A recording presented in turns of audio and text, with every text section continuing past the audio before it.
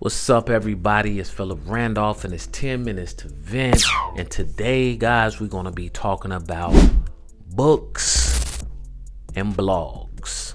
Books and blogs, okay? And, to each his own. Everybody, I'm not going to say everybody likes to read, but everybody does read, okay? Now, everybody's reading skill is different. But the question I want to ask, right? What do you read more of? Do you read more of books or blogs? Okay? Do you read books or blogs? Now, personally, I love reading books. I don't really like reading blogs too much. Now, I do read posts, but I don't like reading too many blogs. Books, I can just imagine, okay? Books take me to a different realm as far as fantasizing. I can think more. My ideas start to manifest. I start manifesting different ideas. Books are a level of books give me the ability to imagine so many different ideas, right? Let's just be honest. And it just all depends on the book. Me personally, I like non-fictional books. I love documentaries. I love to learn secrets of different corporations, different businesses. I love to learn how things were made, how things are done, how to do things. I really love information, okay? But factual information. When I was younger, I loved fantasy. I love adventure. And I used to love scary books as well. I'm not even going to lie, I did.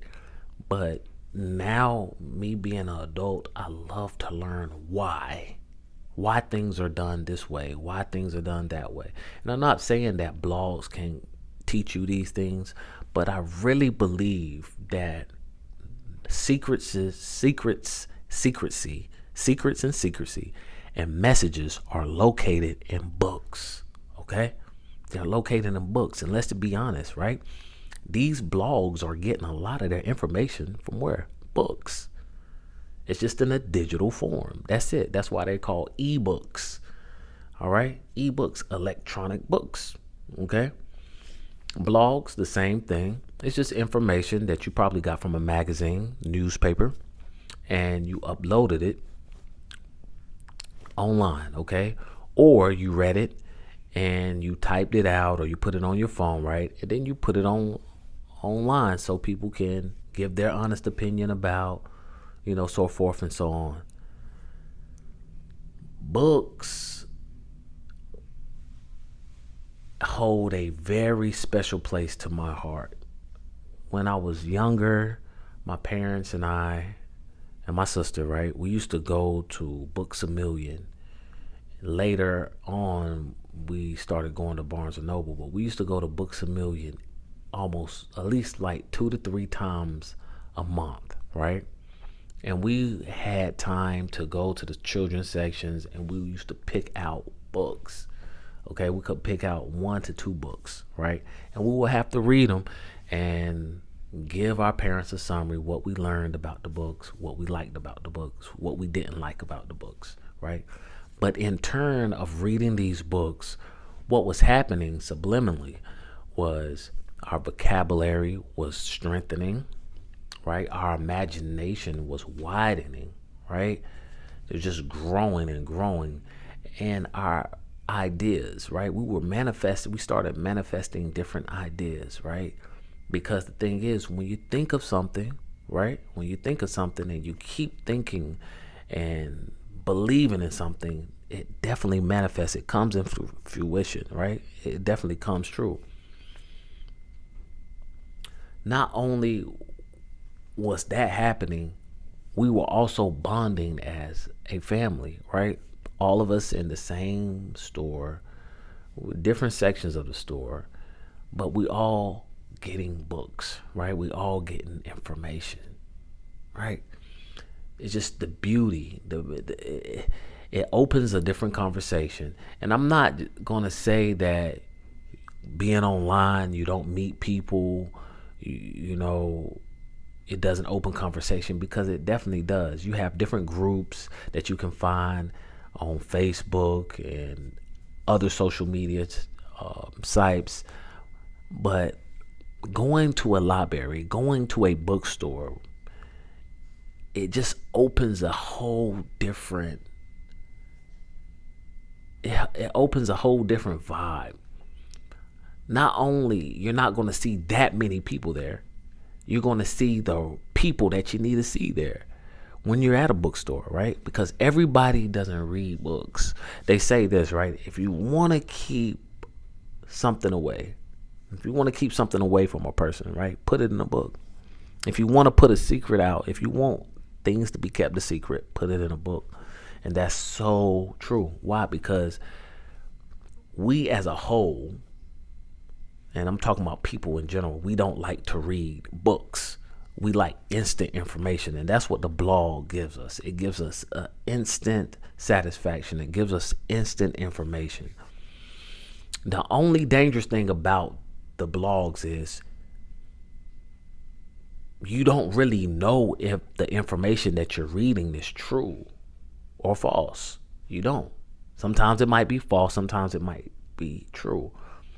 You really have to do your research when you're reading blogs and getting information from online sources. And the only reason why is because people lie. People lie for the clicks. People lie for the monetization. People lie because that's what people do. I'm not saying everybody, but a large majority of us as people, as humans, we lie, okay? But with books, it's different. And I had a podcast episode, I think last week, was talking about Google or the library. What do you prefer? And honestly, I prefer the library. Why? Because the source of information in the library comes from people from all around the world. And those people from around the world traveled around the world too. Okay? They traveled around the world getting their information. Or they knew people from around the world and they got their accredited information from.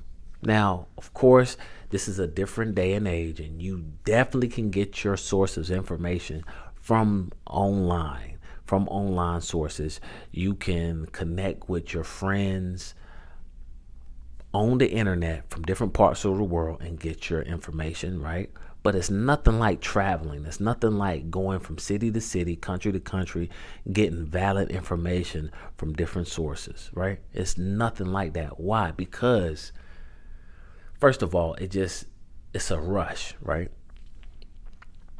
And you know that you're doing this because you want a specific outcome. Anytime I'm reading a book, I'm looking for a specific outcome. I'm looking to learn. Okay, I'm learning to learn more of blase blah. Okay, I'm looking to find the answers that I've been craving for. Okay, anytime I'm online, I'm literally looking for an instant answer. Now, sometimes it happens, sometimes it doesn't. Okay, reading a book doesn't always give you an instant answer. Right? You have to keep turning the page, right? You have to keep turning the page. It gives us the crave to continue to read. But yeah, like I said, to each his own. There's no right or wrong answer. You might prefer blogs because you want that instant satisfaction, right? But if you love reading books like myself, right? If you love reading books, you know that it's going to take a little minute. It's going to take a little bit of time for you to finish a novel. It's going to take you a little bit of time to finish a book. Why? Because you know that the information in that book